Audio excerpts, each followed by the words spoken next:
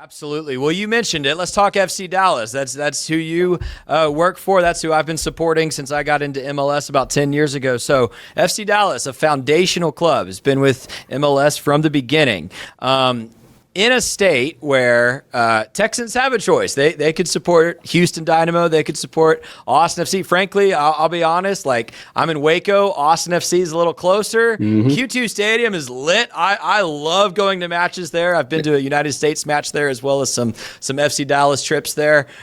So why should the casual fan who maybe isn't supporting a particular side right now jump in with FC Dallas?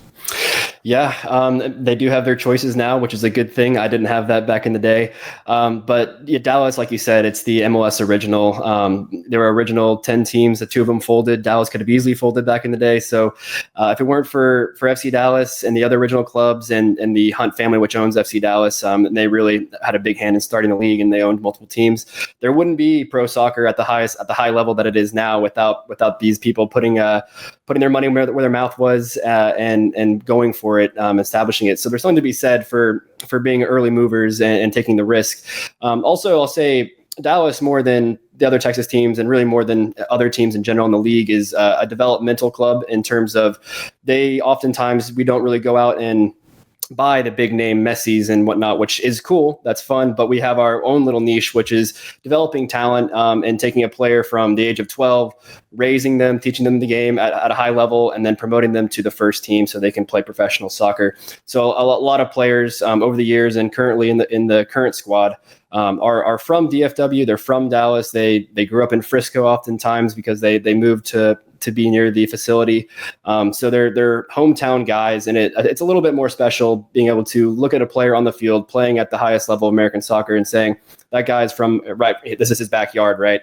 And being able to see the product of a lot of coaches, a lot of time and effort and money that goes into creating a professional soccer player and saying he did that all within this organization and all within this city. So it connects the club to the fans just a little bit more than a club that maybe goes out and gets 100% of their players from abroad, which, I mean, you have to get players from abroad. There's a lot of talent around the world, like we talked about earlier. So it's a good mixture of having guys who are Dallas born and raised, as well as really talented players from Croatia and Argentina and England and whatever else.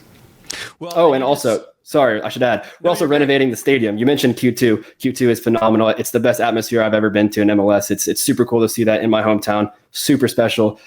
Dallas, of course, we built our stadium in 2005, so they had a bit of a head start on us in terms of making it modern and whatnot. Toyota Stadium was the third professional soccer stadium in MLS, specifically for soccer. So it's over the years, it hasn't been a state of the art compared to the more new stadiums, but we're changing that over the next few years. So we'll have a premier stadium once again very soon.